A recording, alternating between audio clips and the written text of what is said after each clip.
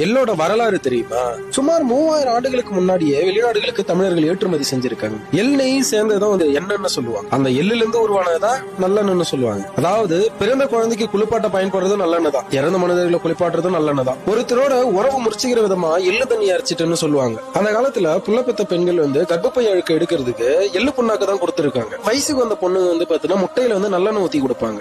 அசைவம் வந்து அதிகமா சாப்பிட்டு இருக்கிறவங்களுக்கு வயிறை சுத்தம் பண்றதுக்கும் எள்ளு புண்ணாக்கு தான் கொடுத்திருக்காங்க. அந்த காலத்துல வெயில்ல வெளில போயிட்டு வரவங்க வீட்டுக்கு வந்த உடனே கொஞ்சம் எள்ளு தின்னுட்டு தண்ணி குடிக்கிற வழக்கம் இருந்திருக்கு. இதெல்லாம் தாண்டி அந்த காலத்துல ஓலைச்சுவடிக்கு வந்து எள்ளு புண்ணாக்கு கொடுத்து பண்டமாற்று முறை பண்ணிருக்காங்கன்றது இன்னும் எவ்வளவு பெரிய வியப்பான தகவல் இல்லையா? பல்லாயிரம் ஆண்டுகள் வாய் வழியா கடந்து இன்னைக்கும் பழமொழியா நம்ம கிட்ட பயணிச்சுக்கிட்டு தான் இருக்கு. எள்ளுன்னா எண்ணெயா வருவா, எள்ளுதான் எண்ணெய்க்கு காயுது, எள்ளு புழுக்க எதுக்கு காயுது, ஏழைக்கேத்த எள்ளுருண்டை, இது போல இன்னைக்கு நம்ம கிட்ட கடந்து வந்துகிட்டே தான் இருக்கு. அதை தாண்டி சங்க இலக்கியங்கள்ல பல இடங்கள்ல வந்து எள்ள பத்தின குறிப்பு இருக்கு. இந்த அளவுக்கு தமிழர்கள் தாவரவியலை தன்னுடைய வாழ்வியல்ல பயன்படுத்தி இருக்காங்க போது இதை விட வியப்பானதுன்ட்டு வேற எதுவுமே கிடையாது. ஆனா இன்னைக்கு நல்லெண்ணெய் தாண்டி நம்ம கிட்ட ஒண்ணுமே இல்லை.